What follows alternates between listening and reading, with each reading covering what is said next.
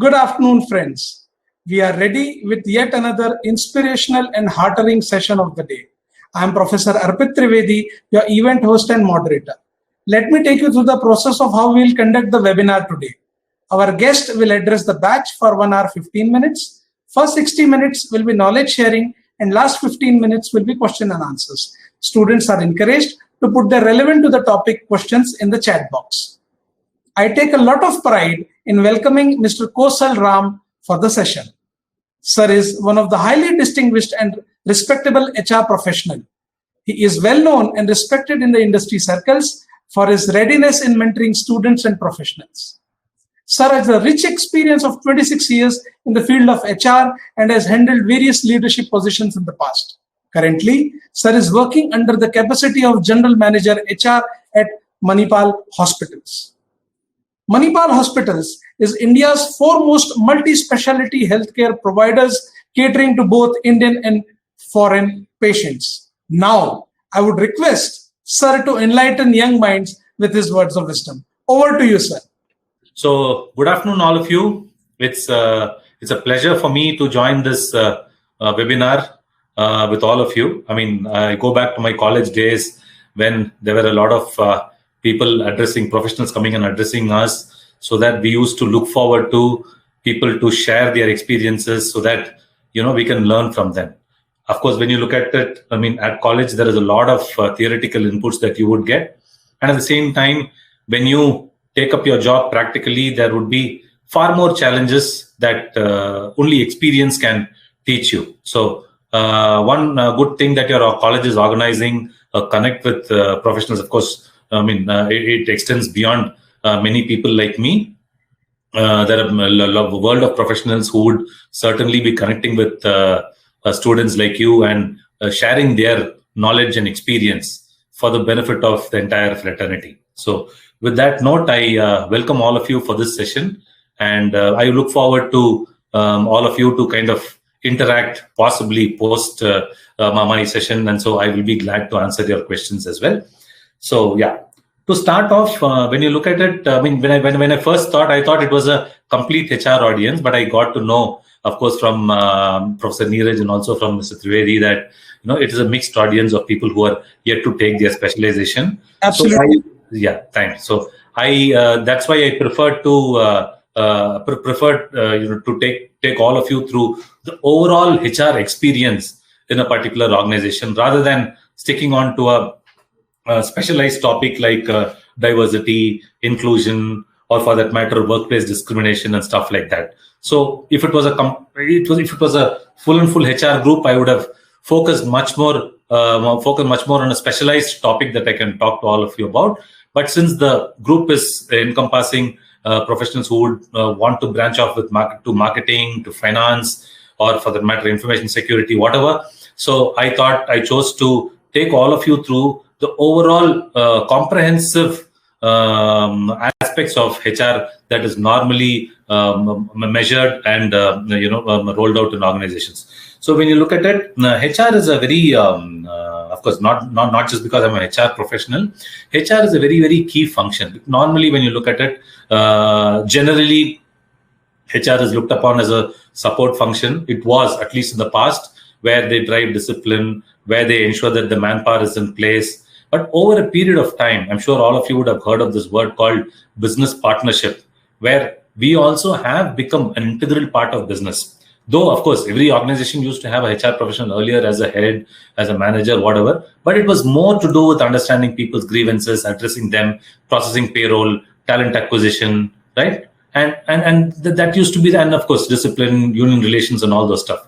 But today, we are far more well informed in terms of what business is, and every decision that we make is that we look at it from a overall business perspective before we take that decision. Whether it is prudent enough to take this decision, will support business, or is it needed? Is it not needed? And it is just not a HR decision which is unilaterally taken without keeping business in mind. So that when we look at it today, HR is much more robust as a function across many organizations, including startups. They involve HR and business right from the beginning, so that HR can certainly value add as specialists in their particular function to ensure that the organization is built very efficiently.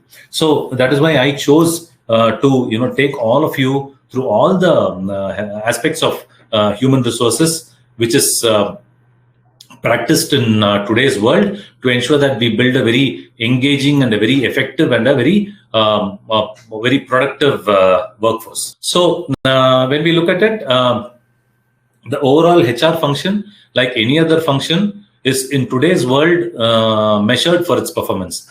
Earlier, it used to be very subjective. There were no clear-cut indicators. Even when I started as a management trainee, we come in, we involve in certain transactions, employee discipline-related issues, we recruit people, and the overall function comprehensively was not measured.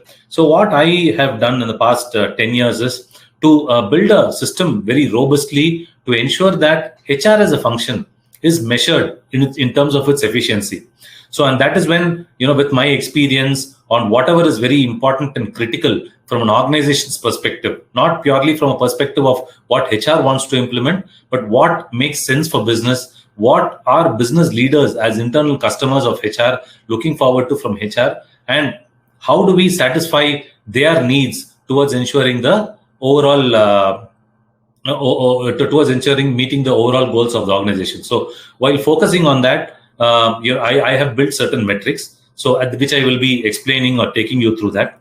The very reason as to why it is important to measure a particular function is all of us, I'm sure, are professionals right now, and we are going through a professional course. So when we look at it, I strongly believe that anything that cannot be measured cannot be managed. So we may have various aspects of function which we have to measure on a regular basis to ensure that we as a function are very efficient. For example, mostly in an organization, other than operations and the sales function, most of them are not very clearly measured the way it is supposed to in a very, very objective manner. Most of them tend to take that back seat, telling that they are support functions and they provide that support to operations and sales and marketing functions, who are actually measured on a day-to-day basis because they mean business to the organization. So they are responsible to the board for results and stuff like that. So they normally go through reviews. They normally are measured from an overall organization perspective as to what they are supposed to deliver. But when you look at HR function and many other functions, including information security, for that matter, IT, for that matter, supply chain, all these functions are of course measured, but are not comprehensively measured the way it ideally is supposed to, covering all aspects of that particular function. So that is why I felt it is important for me to take you through this, take you through the excellence metrics that we have implemented in Manipal hospitals for the past 3-4 years, which is being run very, very efficiently. So why do we have to have this? Primarily, there are many reasons as to why we need to have this, which I will explain to you after I take you through this excellence metrics. So coming to the first point, the most important thing in an organization, I'm sure all of you would certainly appreciate, that it is staffing. Without people, without the right people, nothing can move, and that is the most critical thing. Be it any function for that matter, staffing is very, very critical. And why I'm saying it's very, very critical, it is not only from the cost perspective, there are other aspects as well. When you look at it, if you are understaffed, of course, the quality of service that you're going to provide is going to tank. Like say, for example, if you have in a hospital, when you have a requirement of say 1,000 nurses in a flagship hospital, and for whatever reason, I am able to only provide, say, 800 nurses at any given point of time. The first thing that will get impacted is the patient care, right? The lesser number of nurses, even if you give them overtime, the fatigue factor will not allow them to kind of provide the same kind of service which they would normally provide if they are fully staffed. Because everybody have a burnout time, right? Beyond 8 hours, 9 hours, if a person is asked to stretch, certainly that will impact our customers, and that will certainly go a long way. That will go to an extent of impacting the reputation of the organization as well. And today, when you look at reputation that is being built over a period of time, can be immediately tarnished by the ratings that is available on Google. So constantly we need to ensure that we provide the right kind of service at the expected levels for all our customers and patients to ensure that we are on top in terms of our customer service, customer metrics, so that people look forward to our organization as a very well reputed an organization or a hospital of hospital, which is conveying that the image that it carries through the service that it is providing for people. So that is why staffing is very, very important. Early people generally say, okay, fine, we have 800 instead of 1,000, so we will give overtime and we will run. So many operations folks also would prefer to have less number of people and go with overtime, primarily because the manpower becomes variable.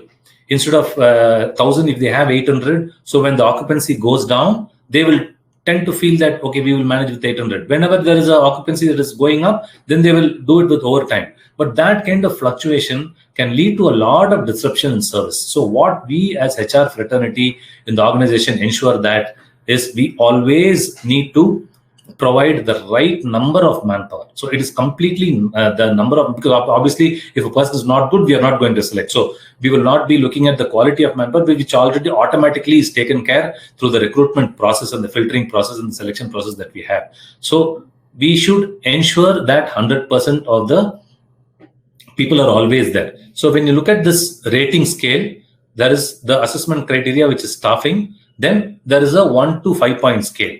So if we are at say 97 to 98% staffing, the function is rated as 3 in a particular unit. And at the same time, if the HR department of a particular unit is greater than 99% staffing, then they get a 5 rating. And there is a 15% weightage for this. Primarily, actually, this is now increased to 25%. This is a scale which we were using during the second wave, when the occupancy was also a little less for us. But when you look at it, this weightage is the highest. It's actually 20, and it is swapped with manpower cost, the weightage where we have reduced it from 20 to 50. So the highest weightage is given for staffing, because when there are no people, then we don't have business. So there can be a loss of business also if we are not having the right kind of people. And also it takes a toll on the fellow colleagues, like what I said. Just because somebody is absent, then obviously the person who's there is supposed to. So from a moral perspective, from an overall efficiency perspective, from an overall customer satisfaction perspective, the right number of people is extremely important. And that is why we give it a 15% weightage. And that is the most important criteria for us to be measured. If we are not measuring this, then what happens is there will be of course, I will take you through, what happens if all these matrices are not met and how we have achieved this over a period of time. So manpower cost is the second criteria, because manpower cost is very important. We cannot go, like say, for example, manpower cost can be increased in 2 different ways. One is you have more than the people that you require, or at the same time you hire people at a higher cost than what is budgeted. Both ways, we are not doing a great job. So while running business, we always have to keep this mind of optimum in our mind. We have to have the optimum staffing at the optimum cost. So if we don't have it at the optimum cost and the optimum, then obviously we can have all the people there, but everybody will be expensive. They will become more and more expensive, where the business will become unviable. So that way, if there is if the manpower cost of your organization should be at say 15%, so you have to ensure that it is at 15% of revenue. If you're at 17% off, obviously it is going to take a toll on your EBITDA and the profit of the organization. So we need to ensure that only then we as a HR function are functioning effectively. Paying more salaries and getting more people, anybody can do. We don't have to have specialists, and we don't need to put hard work, right? So there is a budget that is there, and people have to ensure that they are within the control of on all HR budget parameters, including your manpower cost, your welfare cost, your engagement cost, and many other things. It's not only people hiring people, and at the same time, employee welfare has also got a certain budget. In place of 5 lakhs a month, we cannot land up spending 10 lakhs a month, telling that we will motivate people more by spending another 5 lakhs. That's not how it is run. There is a purpose with which we are allocating certain funds for engagement, and purpose with which we are allocating certain funds for welfare and stuff like that. So we need to ensure that the cost is optimum at all times by ensuring adherence to the budget. So we've got 15% weightage for that, because that is also a very, very critical part. So what we do here is, people normally tend to reduce manpower and try and see how they can like say for example, if there is a shortage of say in finance and HR function, there is a requirement for say 5 people, right? If the business unit head takes a call that I don't want to recruit those 5 people anyway, they are in support functions, and I don't see a great value. The business unit head may decide that we can postpone their recruitment by another 3 months to ensure that they get a lower, they are at a lower manpower cost. So that also should not be allowed. So that is why how we have defined this is, we have to be at 98 to 100% of the manpower budget in terms of cost. If your budget is say 10 crores, you should be at 9.8 crores or 9.9 crores, nothing less and nothing more, right? So if you're more, obviously you get a poor rating. If you are trying to optimize a little bit by ensuring that you are manning your staff accordingly based on productivity, like what I said, number of beds you reduce, and accordingly you don't recruit very prudently, then it is fine. But if you are not achieving your manpower numbers and you are at a staffing of say 94%, and if your cost is also at a 95%, then you get a 0 rating for this. That is why we have written in this, if you look at it, will be null if staffing level is less than 3, which means if you're at a staffing level of 94 to 96%, and if you have achieved 95% cost, you will not get a 5 rating here. You will get a 0 rating only. So you will not score anything on this. So we have got a catch here. If you have to be optimally staffed, and at the same time try and see how you can minimize the cost by possibly recruiting people at a lower cost and stuff, like to whatever extent possible. So if you are at 98 to 100% of your budget, you get a 3, and then eventually it goes up or goes down based on your performance, right? Hope these are clear metrics, and I'm sure it is easy to understand. Right.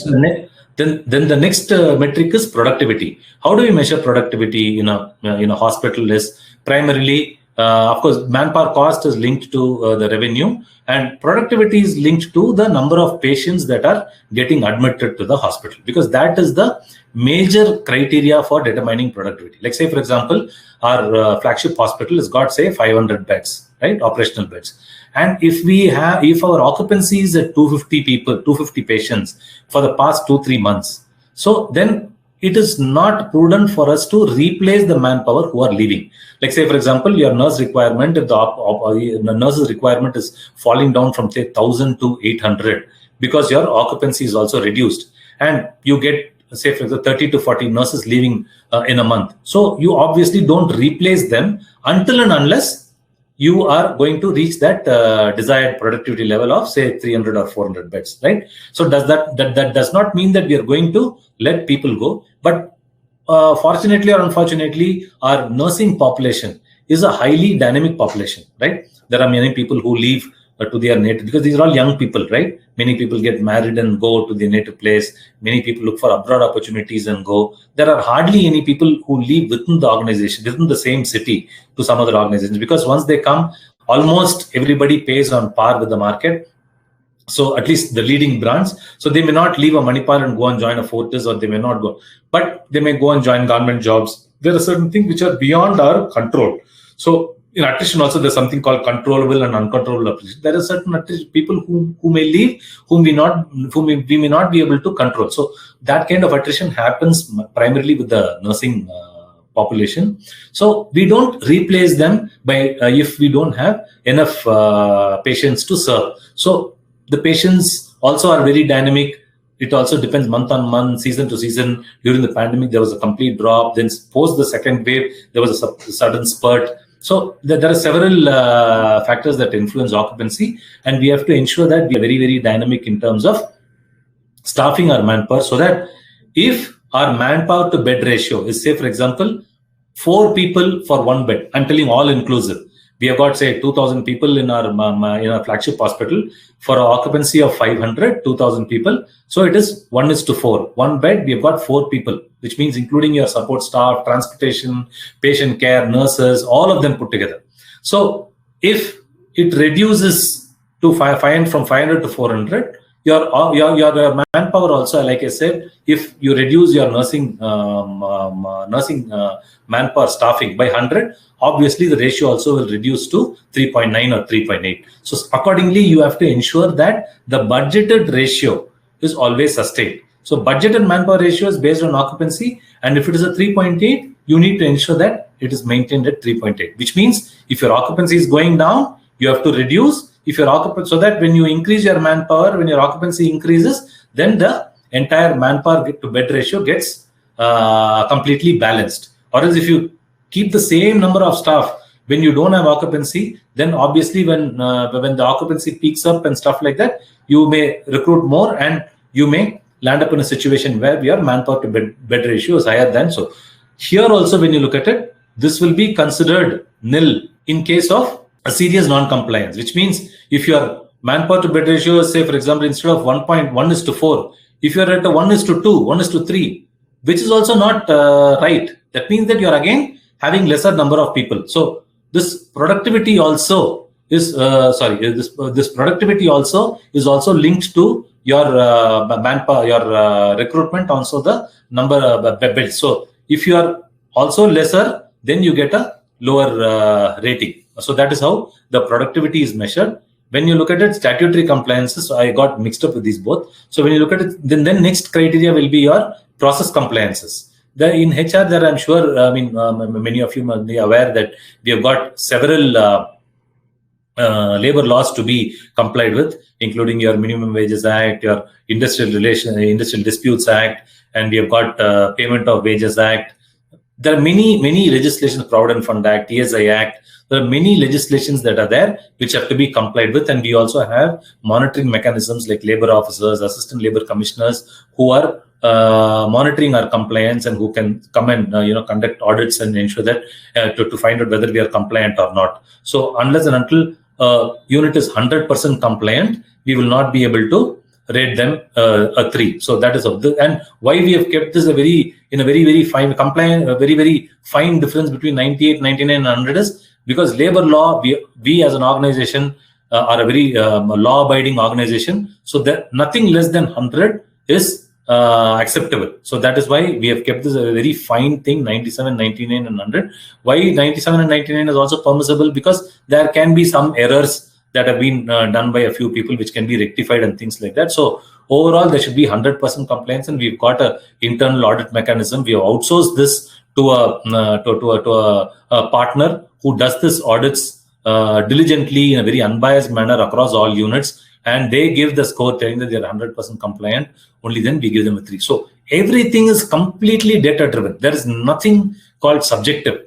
Like if I feel some unit is complied, I cannot go and rate 100%. Everything is based on data, and once you have this measured like this, nobody can question you, right? No unit can come and tell I did well, but I was rated poorly in the performance appraisal than another. So everything is completely based on this 5-point scale on which people are evaluated as well. So this goes a long way in terms of measuring the HR function. So similarly, when you look at it, the payroll input that is obtained from various your overtime input, attendance input, special incentive inputs, new joinee inputs. There are many inputs that flow from the units to the corporate level where the payroll is processed, because payroll is processed through an external vendor, and the corporate HR team liaises with the external vendor to ensure that the salary is processed on time. So, and at the same time, salary, I'm sure all of you must be aware that it is the most important criteria. If somebody is supposed to be paid 15,000 rupees, he has to be paid 15,000 at the end of the day if he has worked on all days of the month. For any reason, if there is a unwarranted deduction towards loss of pay, or his rate of wages has not been calculated, it can be a very, very bad taste on the in the employee, and it can affect the employee morale as well. So that is why whether and delay by one unit can impact the overall processing of payroll and stuff like that. So your service levels are completely monitored by ensuring that there is no delay in input. So if you delay your input by a day or two, obviously your rating will come down as a HR leader of that particular unit. So when you look at it, then next is the payroll calendar compliance. There are a list of things that I said, that there are a list of things that have to be provided, including new joinee inputs and stuff. So all that, there is a calendar. By 20th, we need to receive this. By 22nd, we need to receive this. By 27th, we need to. So everybody needs to ensure that they are 100% compliant with the payroll calendar, so that we as a unit HR function ensure that the corporate function is able to deliver on time, so that the overall employees get paid on time and they also get paid in the right the right amount is also paid. So though these are all transactional stuff, but needs constant monitoring. Or else what will happen is suddenly they will say, there will be a unit where bonus inputs have not been received, and by oversight they would not have been paid. So what happens during Diwali? Out of 10 units, 9 would have got bonus. One unit wouldn't have got its bonus. So that definitely impacts the morale of the people, and at the same time that may be taken up very seriously by employees as well. So unless and until we constantly have a checklist, a measurement criteria, a framework to measure everything, it slips the mind of people, right? So that is how, when you look at it, the payroll perspective, and the variable input, which is, of course, I don't want to get into detail, that is also connected to payroll. New joinee basic details, CTC is cost to company, all that has to be reported accurately on time. So when you look at it, all the process compliance are in detail captured. So that why all this is because, let's say for example, I handle all the 20 units of Manipal Hospital, comprising of 11,000 employees right now, right? So I'm excluding the teaching hospitals, right? 21 hospitals I'm taking care. And if I have to go to bed thinking that everything is in order, until I have a framework to measure and ensure that things are being monitored, I will not be able to sleep peacefully, right? So there are so many things which determine the efficiency of HR. So according to me, even if 1 or 2 are not handled properly in a particular month, it is a fatal error. Fatal error means that is something that cannot be rectified. Let's say, for example, if in a month we need to have, 100 nurses, and we had only 70 or 80 in a particular unit, that is a fatal error, which means I have not provided my customers, who are the internal customers, my operations people, with the desired number of people. So that, according to me, is an unpardonable performance criteria. Similarly, if a section of people who have worked hard have not been paid their overtime, it actually impacts the morale of those employees. And if I'm questioned on an HR perspective, we made people work, but we do not have systems to monitor that the people were paid on time, then it actually reflects on my credibility. So unless and until for whatever I have taken you so far, the staffing, the manpower cost, productivity, these process compliances, if all these things are not managed in a very, very tight manner, it can lead you into trouble, right? So we as a function have to set an example for other functions to ensure that the way we measure our function, everybody should measure. So I have shared this excellence framework even with the quality folks out here, and they've really appreciated it, and they are also defining their KRAs and performance criteria based on this, so that at the end of the day, even this also serves as another important thing. If when somebody comes and asks any unit HR head, how was your performance in the last month, that person need not speak anything. He just needs to share the scorecard. That's it. So if he has got a 4.2 on a 5, that itself speaks for his performance. So this is as far as the basic criteria with respect to the HR function is concerned. Now I will come to the engagement piece, right? When you look at it, when you look at employee engagement, there are several things. Of course, the most important thing is people. All of us, in an organization, like say for example, today we have acquired Columbia Asia Hospitals. The integration is a very, very challenging thing, right? Why is integration a challenging thing in terms of HR? Every other integration processes, you can just go and implement those processes. When you look at it, the customer experience, you can provide them the same kind of customer, because they also have certain processes and practices which, if followed, they can do that. Infrastructure, you can go and replace all the machinery with the new machinery, and at the same time, if you want to build up that place with a couple of more floors to have to serve more patients, or if you have to go and replace the entire infra with new things to give a better customer experience, all that is possible with money. If we just have the money, we can take care of all this. the most important thing, which cannot be so easily integrated, or we have to take as much time and work and effort to ensure that integration is smooth, is the people part, right? Because people have minds, right? Integrating minds is not very easy. Even with a family, within a family, right? Two brothers may not look at each other eye to eye, right? And at the same time, in any, I'm sure many of you would have seen joint into families. When there are multiple families living together, there can be a lot of negative current between various family members within the joint into family. Similarly, when you look at it, when we are integrating two organizations together, there can be a lot of negative energy that is there, right? So how do we go and address that? By ensuring that we integrate the values of the organization. How that can be done? By connecting with people more often than what is actually required, right? The more communication, the more connect is always better. That is something that we should not limit at all, right? So what we have done is, we've always, as an organization, Manipal has given so much of importance to its people, because it's completely a people-driven organization, right? Like we say, anybody can have the best of machines, but if we don't have the right people providing service to our customers, they will not see the difference. So people always make the biggest difference, especially in a service industry, and more so in a hospital like ours, right? So that is why we have so many engagement initiatives which is done on a month-on-month very religiously. Like, say, for example, why we have made this as e-huddle sessions is, earlier it was huddle sessions, where people used to be called in a particular room, and we used to interact about, what are the issues, how they feel. They can ask any question about career, about organization's progress, what's in it for them next month, or why were they paid less incentives, or it can be about food in the cafeteria. It can be from the vision and mission to the level of cleanliness and hygiene. Anything can be spoken during those sessions, and it is not just people coming and ventilating and talking about it. There is a scene, the unit head of that particular unit should be present. That is a mandatory process, and the HR folks, along with other functionaries as necessary, can be there. And whatever is spoken there is minuted and shared with corporate HR as to these are the issues or concerns that have been raised, and these are the dates by which those things will be addressed. So what happens normally is, in any organization, it is not that the fantastic salaries can keep people motivated. No, I'm saying, for example, even if a person is getting 20,000 rupees, right?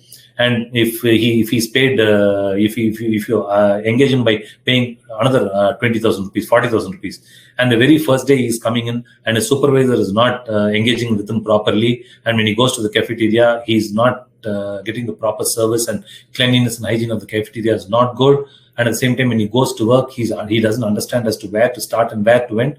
Period. He may leave even the next day if he's coming from a very reputed organization. So people issues on a day-to-day basis, to make them perform well, to make them stay engaged, is very, very important. So these huddle sessions look forward to capture those points, to capture those issues and address them. Right, Mr. Trivedi, do I have another 5-10 minutes? Sir, absolutely, sir. Okay, fine. Okay. So that way, when you look at it, huddle sessions also, for what we do is, it is mandatory to have one per week, and also we have a criteria that in every month, 10% of the population should be covered by the huddle session. Like, say, for example, if there are 500 people in a particular unit, at least 50 people should be covered by a huddle session. Similarly, town halls, right? If there are 500 people, there should be a minimum of 150 to 200 people participating in the town hall. Similarly, group skip level meetings. Skip level meeting is nothing but the unit head connects directly with the staff of a particular function. Say, for example, if I am the unit HR head of a particular unit, the unit head will connect with my people in my absence, just to understand the pulse and how they are feeling. So that is to just understand, so that we have a very transparent organization, and nobody becomes a dictator in the process. I cannot act God. I cannot play God in front of my people, right? I am also an employee. So if I have to be measured in terms of my transparency, in terms of my openness, in terms of the support that I provide to people, these group skip level meetings are very, very important. And at the same time, apart from that, there's a one-on-one skip level meeting also, where 5 to 6 people in a month are met by the respective unit head, so that he gets a pulse of the organization. Being the head of the unit, if we don't have all this in a structured manner, where there is a target that 10% of the population huddle sessions, 30% of the population through town halls, group skip level meeting, say 2% of the employees, one-on-one skip level meeting, 6 people if you have 500 people. So if we don't have this criteria, then what happens is I may have a huddle session, but I will do it with say 10 people and be done with it.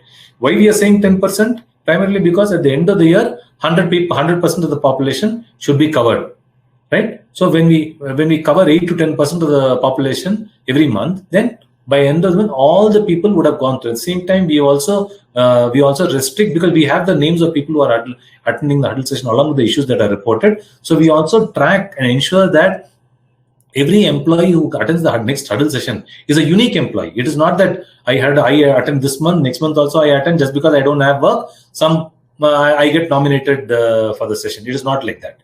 So once I attend the huddle session, I may get an opportunity only after 8 to 9 months. So that is how we track uniqueness of participation, so that everybody in the organization is covered through huddle sessions, and it's not the people who have more work are not covered and stuff like that. So all these are all people connect initiatives. When you look at town halls, are done in a very, very transparent manner. The unit head appraises people about how the performance of the organization is. He recognizes people who have done a great work. Just imagine when there are an audience of 150, 200 people, and in front of that, he pulls out names and talks about how people are making a difference. And similarly, different functions give their functional updates, so that what happens is we build a lot of transparency in terms of communication and in terms of the values that we practice. So all these are all employee connect initiatives, which are just practiced as rituals every month religiously. And we do HR reviews every month, so nobody can slip, and the score is given at the end of the day. So everybody look forward to their scores there. So it actually acts as a self-monitoring mechanism. It's a self-appraisal mechanism. So if a person has got a 2.8 rating on a 5, he need not even come and ask me. He cannot even come and ask me during the appraisal why you rated me as partially met expectation, right? It's all transparent. So I will only have a discussion as to how to improve, where he had gone wrong, where he should have asked for support, all of that, right? So similarly, we have a robust reward and recognition program, where we have instant recognition programs whereby people can give Manipal appreciation cards, colleagues can give, peers can give. So that also we have given a number. Like you should give at least 10% of the population should be given MAC cards in a month.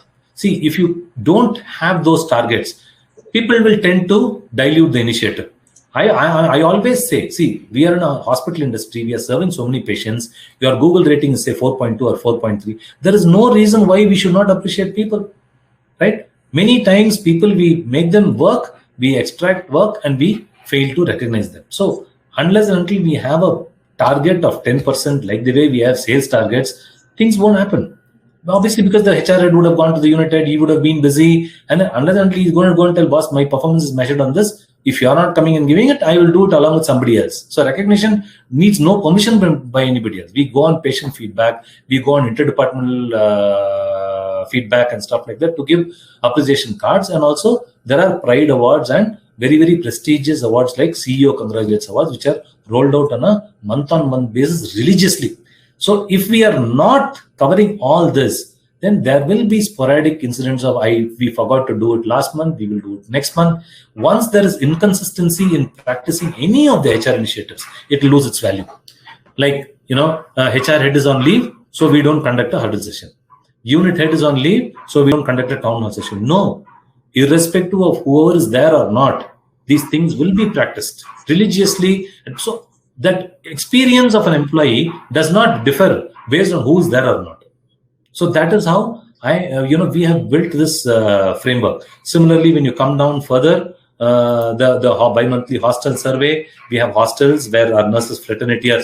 So we have tried many things, but issues kept on coming. Hygiene perspective, food delays, taste of food, this. So then we thought it's better that we monitor this on a regular basis through a bi-monthly survey. So once we start measuring it, automatically the number of issues reported also got reduced.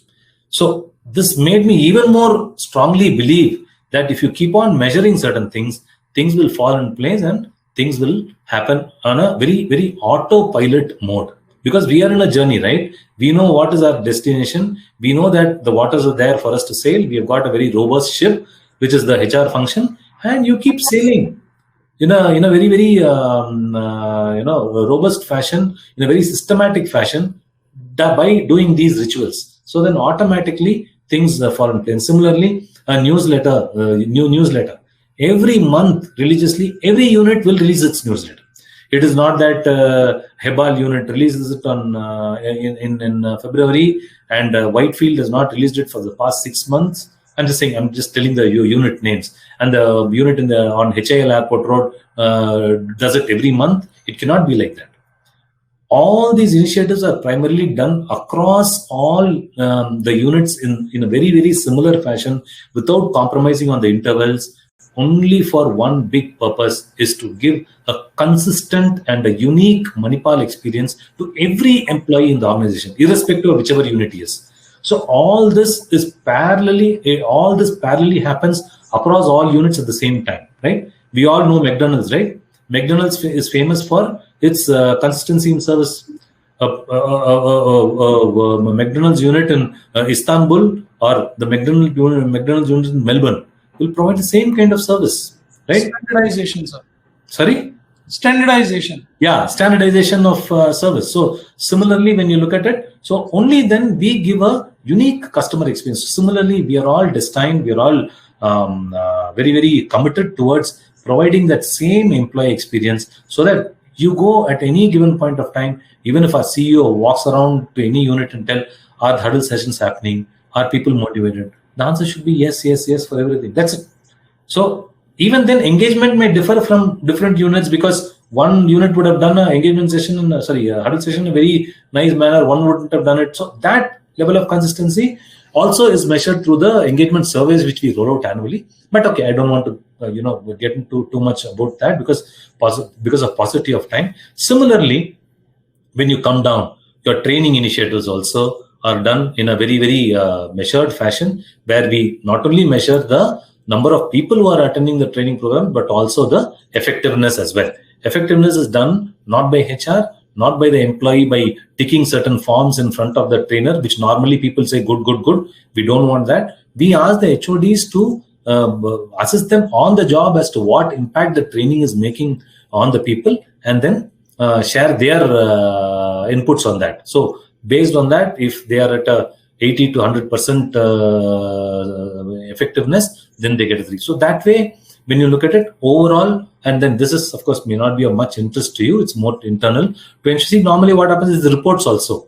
People don't submit on time at the units because we look forward to information, right? How many people have left, what are the number of, how is their overtime versus the overall manpower cost, all that's in the reports, hostel report, all these reports we ask them, right? So unless and until we have certain target lines and unless and until we measure this way, people will take their own time. And then we don't want that follow-up as a method of, holding the function tight. No follow-ups. Everything is there, including recruitment. I won't call my unit head in Palam Vihar and ask, what happened to your recruitment? Are you having enough number of nurses? No. Last month I reviewed, that data is there with me. And this month it's going to come, and it is all in between. They have to ensure that's it. So everybody is a leader by himself, and he doesn't have to, he will need support. He will need guidance. All of that, we are there to provide strategic support and guidance. But they have to do their job adhering to all this. So this is like, in your MBA, sometimes, you get to understand. You also may feel, oh, this is not in the syllabus, but I asked this question, right? So in universities, when we were writing, we used to feel this is not in the syllabus, but we were asked a question out of syllabus. We used to think. So we have to be prepared for that. But here, I keep telling my people, it is all, this is the syllabus. This is like an open book.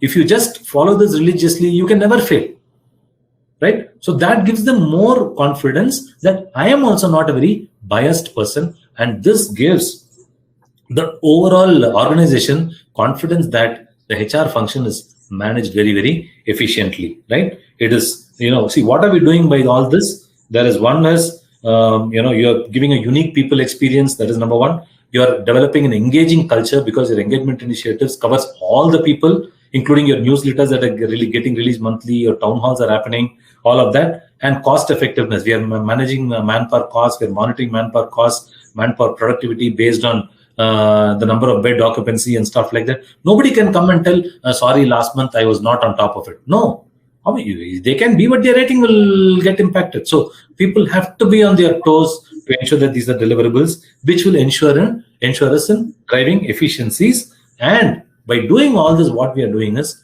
all our internal customers, including our employees, our superiors in the unit, and other functions, everybody feels that we have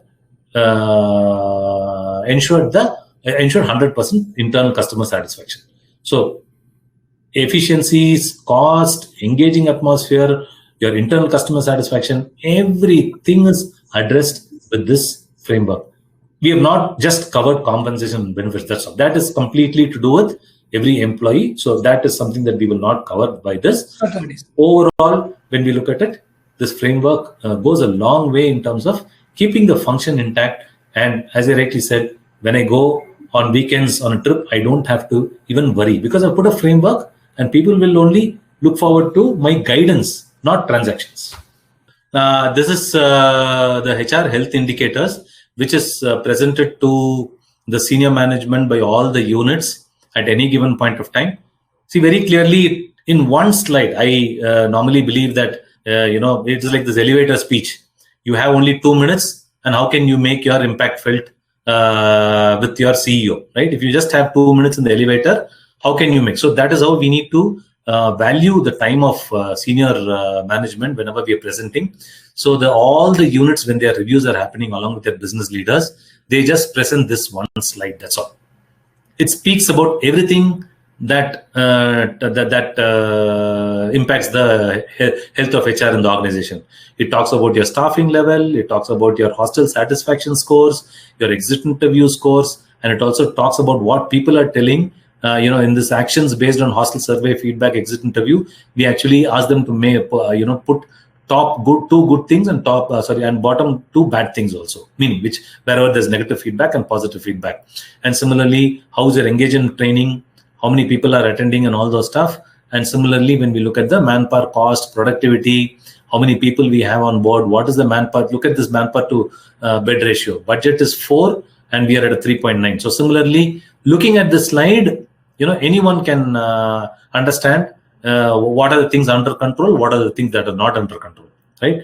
And then we assign a overall excellence score based on that Excel sheet on the metrics that I've shared with you, which is a 4.2 and 5 for this particular unit.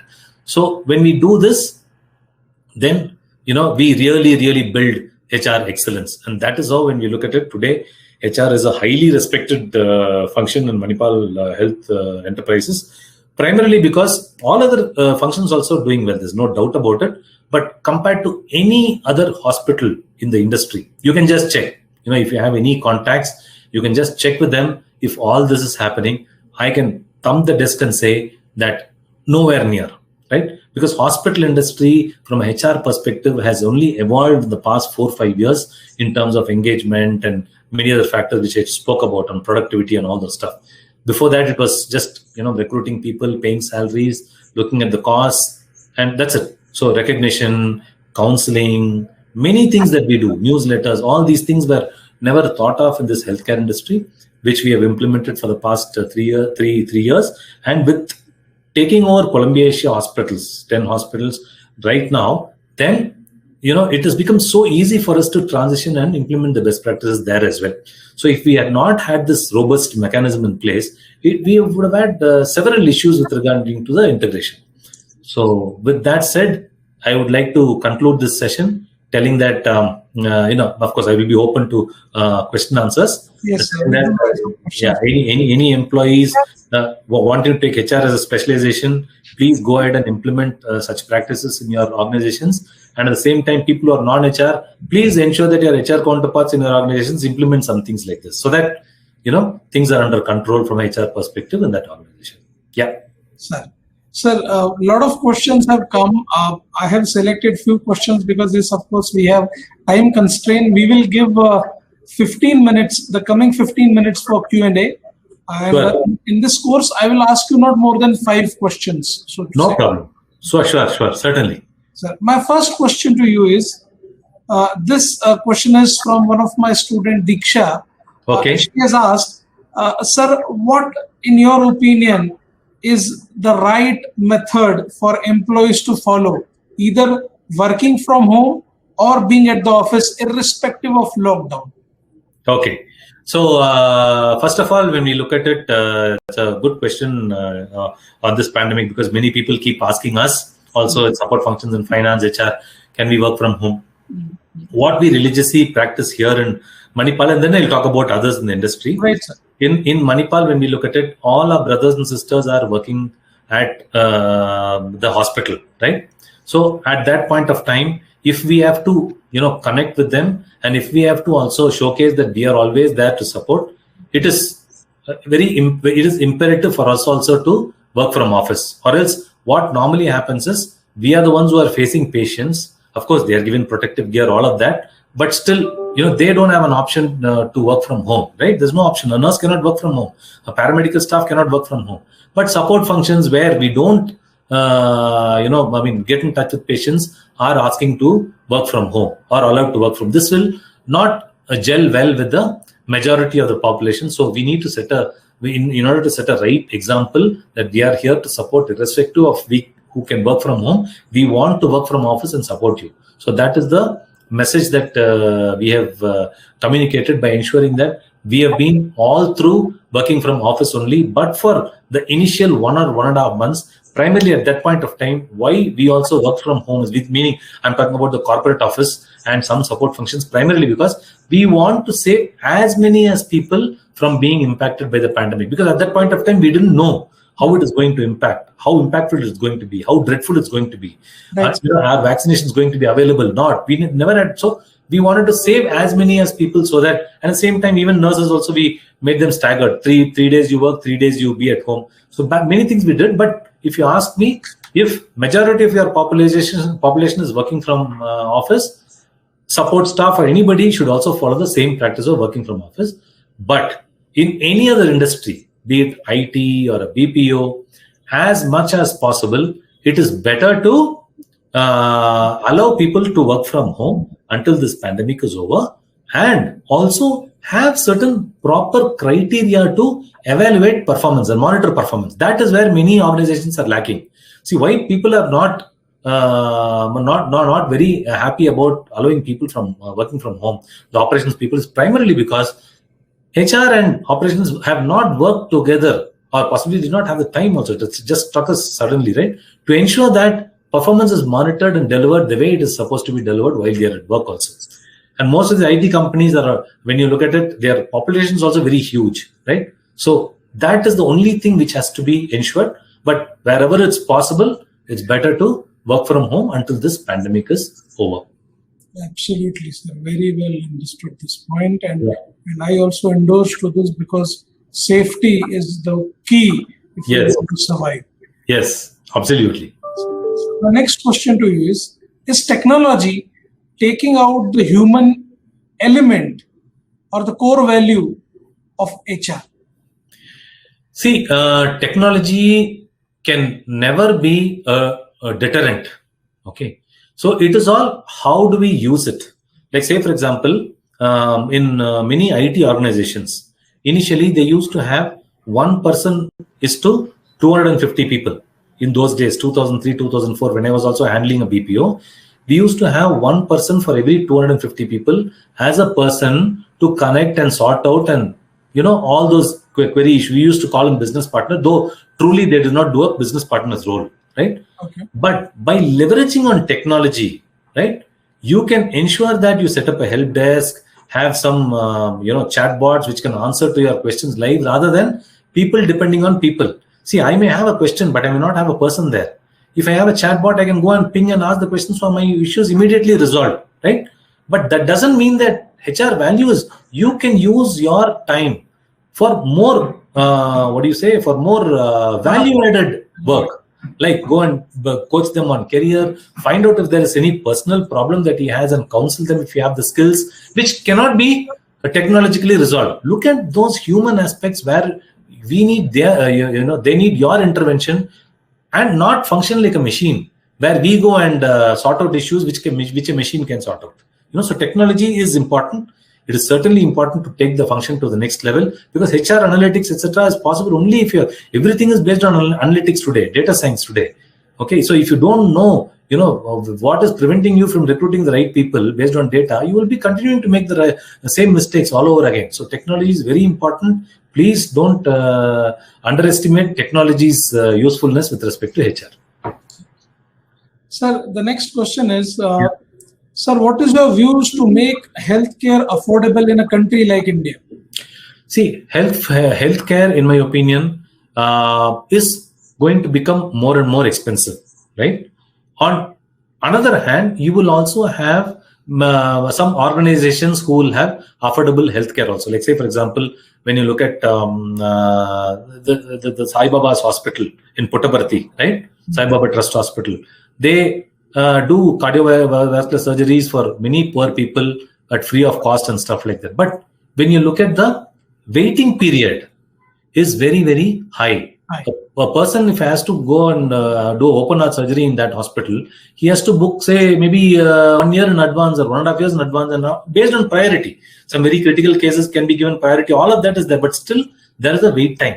And when you look at the entire infra today that is available in India, cannot make it so very easily affordable. Of course, see, today when you look at primary health, the primary health is best in India, because in case you have a cold, you can immediately rush to your primary health center. You can immediately rush to a clinic. You can immediately rush to a government hospital. Right? That is already there, which is affordable.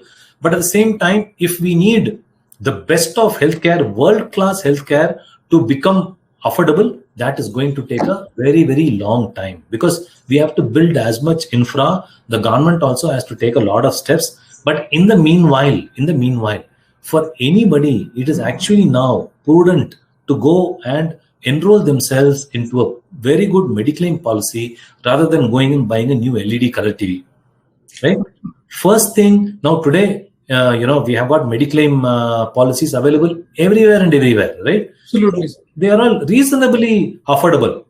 See, if you estimate your healthcare expenses to be about, say, 3-4 lakhs, for a family for 3-4 lakhs, you hardly need to pay some 10-12,000 rupees as premium per year, right? So similarly, government is also coming out with certain policies. So those health insurance policies will go a long way in terms of making it affordable, while everybody is trying to optimize on cost and try to make it as affordable as possible.